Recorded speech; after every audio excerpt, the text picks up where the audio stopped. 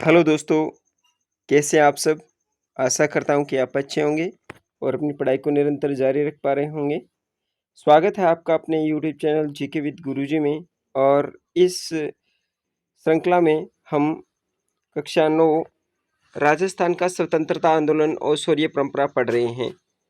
अगर आप पहली बार विजिट कर रहे हैं चैनल पर, तो आपको बताना चाहूँगा कि इस चैनल के माध्यम से हमने अब तक कक्षा 6, कक्षा 7 और 6, 7, 8 का बेखूबी अध्ययन कर लिया है।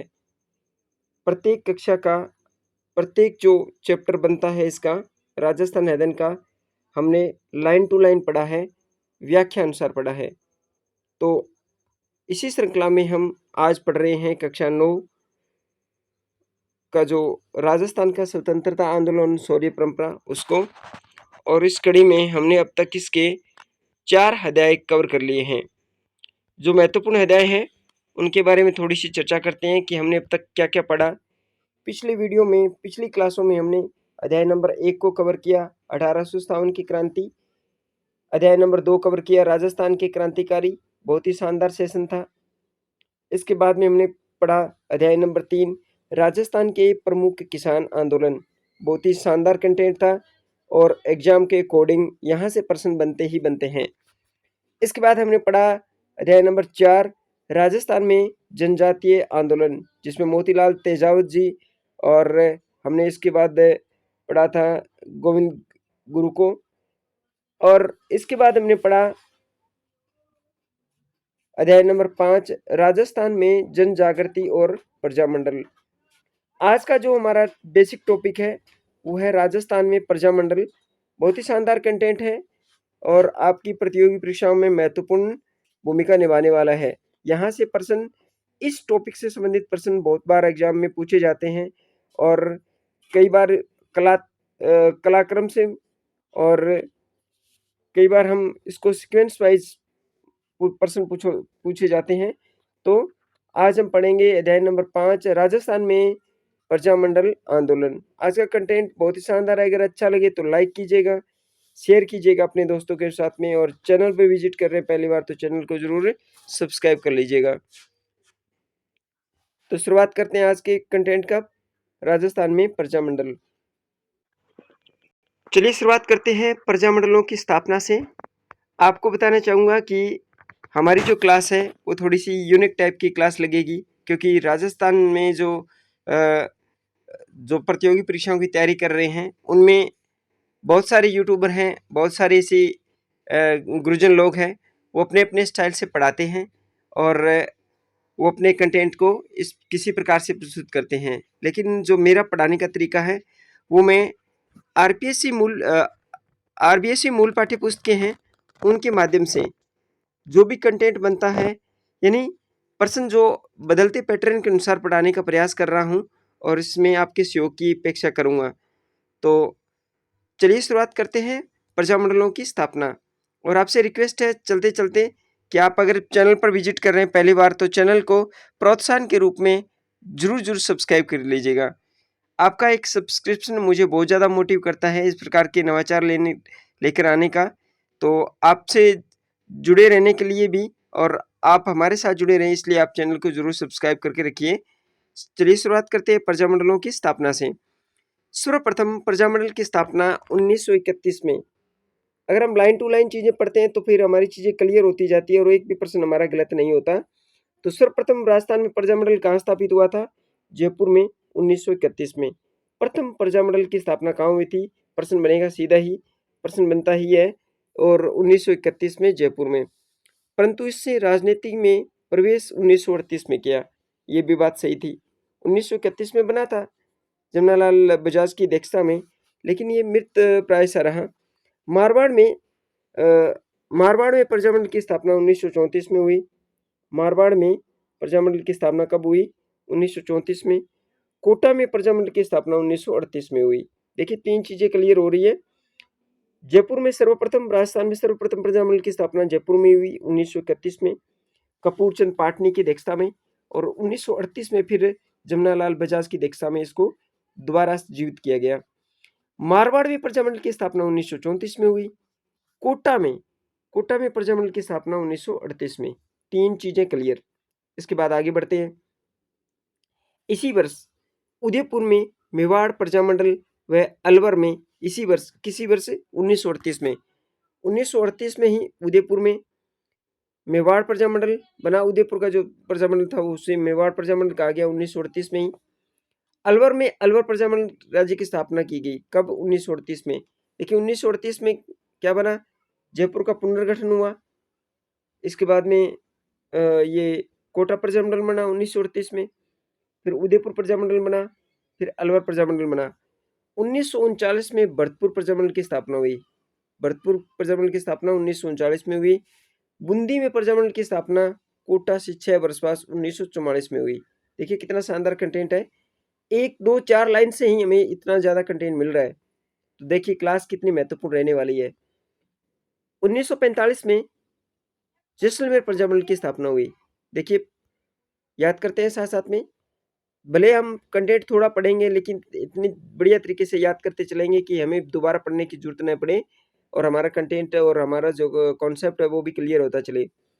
तो सबसे पहले हमने पढ़ा था जयपुर की 1931 में, पुनर्गठित 1938 में, मारवाड़ 1934 में, कोटा में 1938 में, कोटा के साथ साथ उदयपुर में भी 1938 में, जिसे मेवाड़ प्रजामंडल कहा गया, अलवर में भी 1938 में हुआ।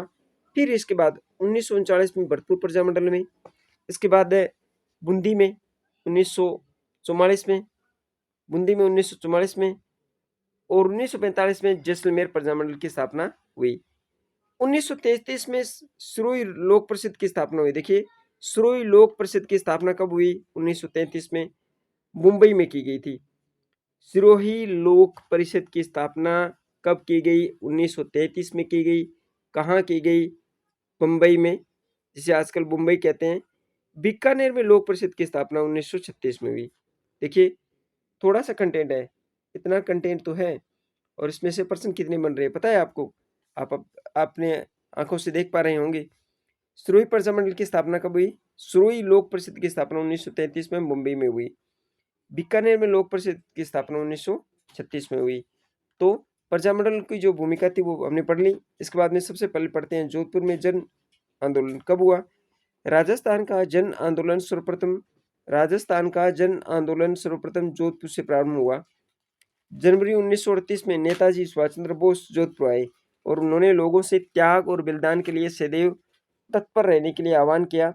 द्वितीय विश्व युद्ध में जब अंग्रेजों ने देशी राज्यों से परामर्श किए बिना देशी राज्यों को युद्ध में धकेल दिया, तो मारवाड़ लोक परिषद में इसके विरोध उठे।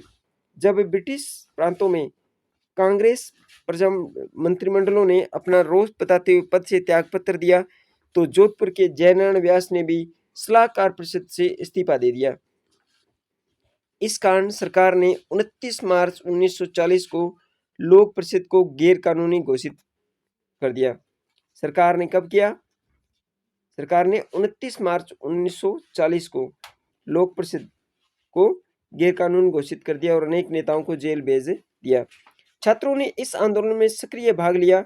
इसमें प्रमुख थे जगदीश लाल, जोरावरमल और मदन लाल। ये मारवाड़ परिषद से संबंधित थे, इसे याद कर लीजिएगा। इन्होंने छात्रों को स्कूल जाने से रोका और उन्हें परीक्षा न देने का अनुरोध किया। 18 अगस्त 1942 को आंदोलन के छठे डायरेक्टर फूलचंद बापना को गिरफ्तार कर लिया गया। नागौर के शिवदयाल दवे को भी इससे 7वां डायरेक्ट किया गया और फिर डायरेक्टर बनाया गया और उसे गिरफ्तार कर लिया गया। 8वें डायरेक्टर तुलसीदास राठी को भी इसी दिन गिरफ्तार कर लिया गया। इस प्रकार पुलिस ने एक ही दिन लोक परिषद के 3 डायरेक्टरों को गिरफ्तार किया। तो ये थे जयनारायण व्यास, जो कि राजस्थान के मुख्यमंत्री भी रहे हैं। मारवाड़ की स्त्रियों ने भी आंदोलन में महत्वपूर्ण भूमिका निभाई। 18 अगस्त 1942 को 5 स्त्रियों ने कुछ स्कूली छात्रों के साथ मिलकर ब्रिटिश विरोधी नारे लगाते हुए प्रभात फेरी निकाली। शीघ्र ही भीड़ इकट्ठी हो गई। घुड़सवार पुलिस को रोकने के उद्देश्य से स्त्रियां सड़क पर लेट गई। क्रूर जनता ने पुलिस को बुरा भला कहा और इस पर पत्थर फेंके। इसमें कौन कौन शामिल थी? इसमें रमा देवी थी, इसमें कृष्णा कुमारी थी, अचलेश्वर प्रसाद की पत्नी, दयावंती रामचंद्र पालीवाल की पत्नी थी। तो इससे पूर्व उन्होंने सर प्रताप स्कूल, पुष्टिकर स्कूल और सरदार हाई स्कूल में धरना देने का प्रयास किया। 22 सितंबर 1942 को सभा में सूरज देवी माथुर और सावित्री देवी माथुर ने उत्तराधिकार शासन संबंधित गीत गाए।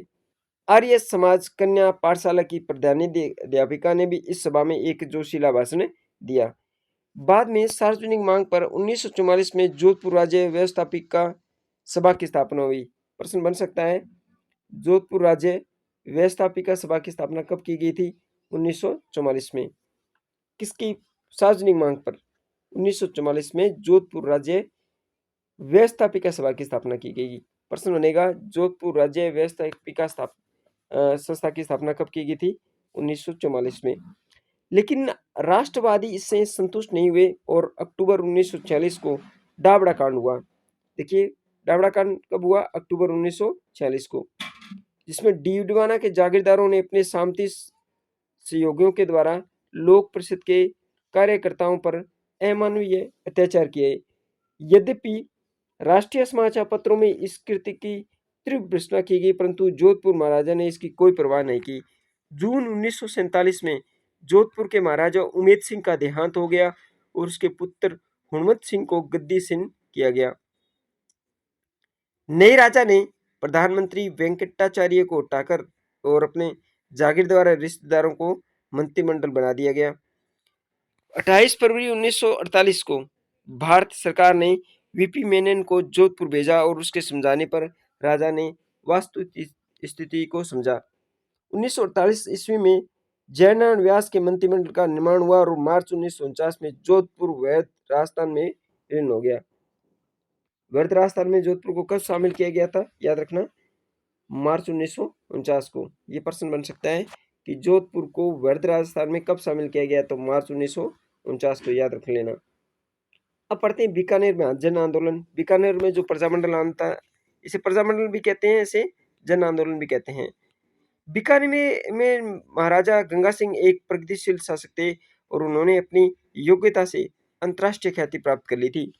उन्होंने राज्य में व्यवस्थापिका, हाई कोर्ट और नगरपालिकाओं का निर्माण कर सुधारक की भूमिका अदा की, परंतु जन आंदोलन को उन्होंने साम दाम दंड भेद की नीति से दबा दिया। बीकानेर में जन जागृति लाने वालों में चूरू के स्वामी गोपाल दास प्रथम थे। प्रश्न बनेगा, बीकानेर में जन जागृति लाने वाले चूरू के स्वामी कौन थे? गोपाल दास प्रथम थे। रियासती शासक ने बीकानेर षड्यंत्र केस में स्वामी गोपाल दास और उसके 8 सहयोगियों को फंसा लिया।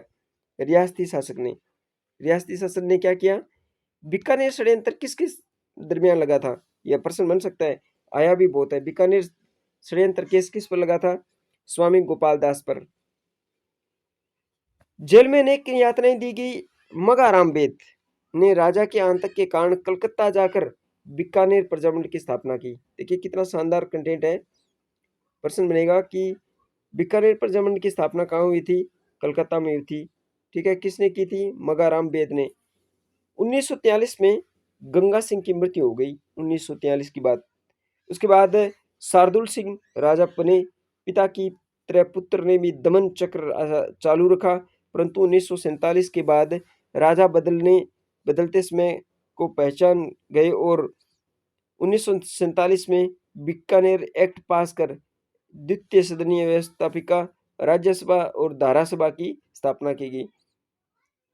बीकानेर एक्ट में राज्यसभा और धारासभा की स्थापना कब की गई थी?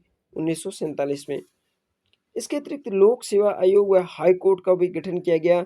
जनता को कतिपय मौलिक अधिकार भी दिए गए। अप्रैल 1947 में बीकानेर ने केंद्रीय संविधान सभा में प्रतिनिधि भेजे। बीकानेर ने वर्ध राजस्थान में शामिल होने में कोई अड़चन पैदा नहीं की। लंबे इंतजार के बाद दिसंबर 1947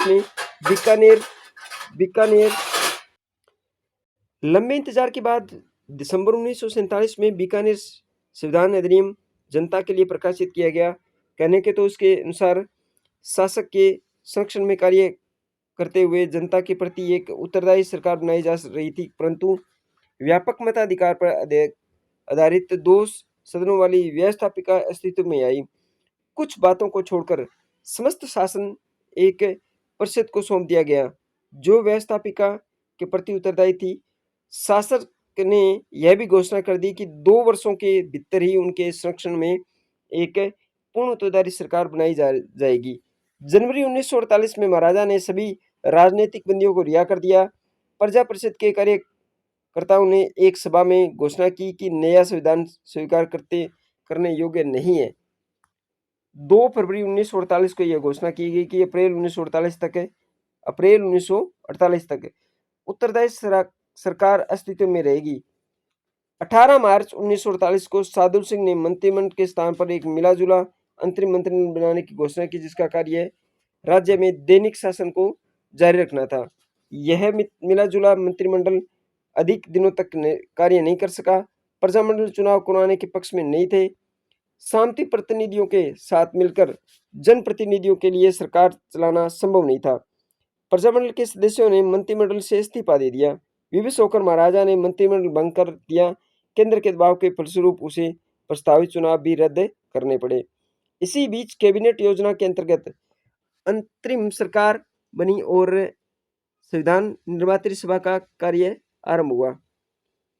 देशी राज्यों को भी संविधान निर्मात्री सभा में भाग लेने के लिए आमंत्रित किया गया। महाराजा सादुल सिंह ने दूरदर्शिता का परिचय देते हुए इसमें भाग लेने का निर्णय लिया। उनके अन्य राज्यों को भी इसमें भाग लेने के लिए प्रेरित किया। 28 अप्रैल 1947 को बीकानेर के प्रतिनिधि के एम पणिकर ने संविधान निर्मात्री सभा में अपना स्थान ग्रहण किया। प्रश्न बनेगा यहाँ से क्या? 28 अप्रैल 1947 में बीकानेर का प्रतिनिधित्व संविधान निर्मात्री सभा में बीकानेर का प्रतिनिधित्व किसने किया था? के एम पणिकर ने। याद रख लेना, के एम पणिकर ने 28 अप्रैल 1947 को संविधान निर्मात्री सभा में बीकानेर का नेतृत्व किया था। 3 जून 1947 को माउंटबेटन योजना की घोषणा हुई। 3 जून 1947 को याद रख लेना, 3 जून 1947 को भारत में माउंटबेटन योजना कब प्रारंभ हुई थी? 3 जून 1947 को। इसमें भारत के विभाजन का उल्लेख था। माउंटबेटन योजना क्या थी? भारत के विभाजन से संबंधित थी। देशी नरेशों के समक्ष यह विकल्प था कि वे स्वतंत्र रहे या भारतीय संघ या पाकिस्तान में सम्मिलित हो। महाराजा सादुल सिंह ने बीकानेर राज्य को भारतीय संघ में सम्मिलित करने का निर्णय लिया। इसके बाद पढ़ते हैं जैसलमेर में जन आंदोलन। जैसलमेर एक ऐसा राज्य था जहां जन चेतना का नितांत अभाव था। इसका मूल कारण यह था कि जैसलमेर में कम जनसंख्या थी और उसका अधिकांश भाग मरुभाग भाग था। यातायात के साधनों का अभाव था और संचार माध्यम भी विकसित नहीं थे। यहाँ के राजा ने जन आकांक्षाओं को अधिक दबाए रखा था। यही कारण था कि पहला समाचार पत्र विजय 1920 में प्रारंभ हुआ और 1932 ईस्वी में माहेश्वरी। यही कारण है कि पहला समाचार पत्र क्या था? विजय 1920 में प्रारंभ। 1932 में महेश्वरी समाज नवयुवक मंडल का गठन किया गया। राजा ने इस पत्र पर प्रतिबंध लगाकर इसके मंत्री को जेल भेज दिया गया। सागरमल गोपा ही एक ऐसे व्यक्ति थे जिन्होंने निरंकुश शासन के विरुद्ध जनता में जागृति पैदा की, परंतु वे रियासती शासन के आतंक व अत्याचार के शिकार हुए। सागरमल अपनी व्यथा का वृत्तांत निरंतर जयनारायण व्यास, शेख अब्दुल्ला और जवाहरलाल नेहरू को भी भेजते रहे। सागरमल गोपा को 4 अप्रैल 1946 को जेल में जलाकर मार दिया गया। 4 अप्रैल 1946 को जेल में जलाकर मार दिया गया। ऐसे क्रांतिकारी थे हमारे। इसके बाद मिठालाल व्यास ने, प्रश्न बनेगा सीधा ही, मिठालाल व्यास ने जैसलमेर प्रजामंडल की स्थापना की। जैसलमेर प्रजामंडल की स्थापना किसने की थी? मिठालाल व्यास ने की थी। मिठालाल व्यास ने की थी जोधपुर में। देखिए जो जैसलमेर प्रजामंडल की स्थापना मिठालाल व्यास ने जैसलमेर प्रजामंडल की स्थापना का साहस किया, परंतु राजा के आदेश से बचने के लिए ये स्थापित कहाँ हुआ? जोधपुर में। स्थापना हुई थी जैसलमेर की, हुई कहाँ थी? जोधपुर में। कब? परंतु राजा की ये 1945 की बात है, परंतु राजा के आतंक से बचने के लिए इसकी स्थापना जोधपुर में की गई। 28 मई को जयनारायण व्यास व मीठालाल व्यास ने जैसलमेर में जुलूस निकाला और एक विशाल आम सभा का आयोजन किया। इसके पश्चात जन भावना को नहीं दबाया जा सका। अंत में जैसलमेर भी वर्ध राजस्थान में शामिल हो गया। पहले जोधपुर हुआ, फिर जैसलमेर। मेवाड़ में जन आंदोलन। मेवाड़ की बात करें तो मेवाड़ में जन आंदोलन ये हम पढ़ेंगे कल के पाठ में पढ़ने वाले हैं। मेवाड़ में जन आंदोलन, इसके बाद में पढ़ेंगे हम कोटा में जन आंदोलन, इसके बाद में पढ़ेंगे हम बूंदी में जन आंदोलन, जयपुर में जन आंदोलन, इसके बाद हम पढ़ेंगे अलवर में जन आंदोलन। इस प्रकार के बहुत सारे जो प्रजामंडल आंदोलन है वो हम कल की क्लास में पढ़ेंगे। आज की वीडियो में इतना ही, क्योंकि क्लास बड़ी ना हो जाए इसलिए, और आपके कंटेंट के अनुरूप हम पढ़ रहे हैं ताकि ज़्यादा भी जो हमारा जो कॉन्सेप्ट है वो ज़्यादा लेंथी न हो जाए, इसलिए ताकि हम चीज़ों को साथ साथ में याद करते चलें।